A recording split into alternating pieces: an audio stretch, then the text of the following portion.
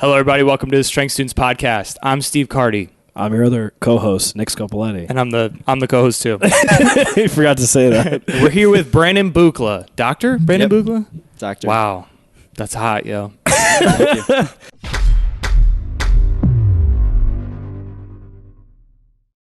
What are some of the most common things you're seeing with athletes, if anything at all? Shoulder impingement is a big one.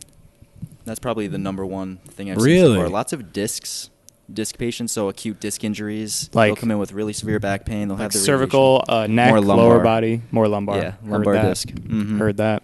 Lumbar disc and shoulder impingement. Those are the main ones. Those are the two big ones. Yeah. Some people actually with like neck strains. Oh, like you.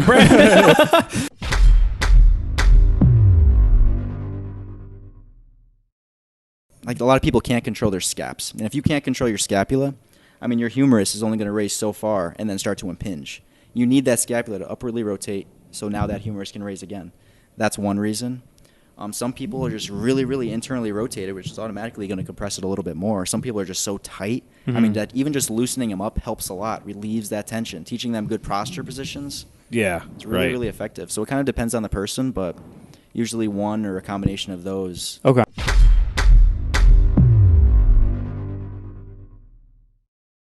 Define like your definition of like bracing strategy. Like, what do you mean by that? So I think a bracing strategy has to involve contraction of the abs with the TA, the transverse abdominis. Okay. Properly belly breathing in through that, kind of valsalving into it. Right. And then making sure you have that hip hinge. I'm demonstrating a squat right now.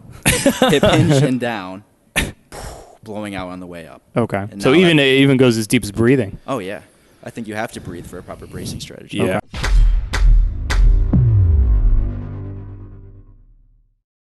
Don't become a crack addict.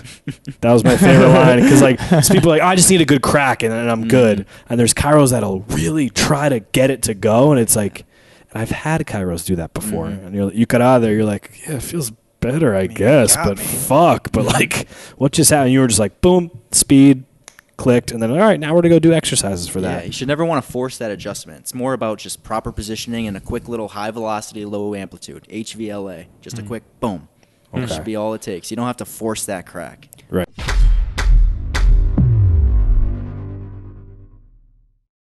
Owning a new range of motion and then utilizing it. What does that mean? So let's say we adjusted someone in rotation, right? So now they can look maybe a little bit more than they could before.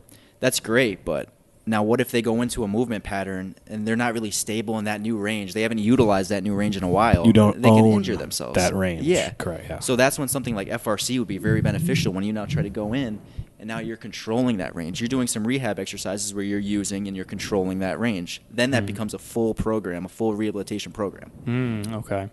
So is that similar then to if you're doing like pretty intense mobility too? Like you want to then own that and utilize that? Oh, definitely. Oh, okay. Because what's the point of just mobilizing if you have no stability? You know, that kind of goes with yoga. You see a lot of flexible people, but they don't own that range. They're not stable. They're just loosey-goosey.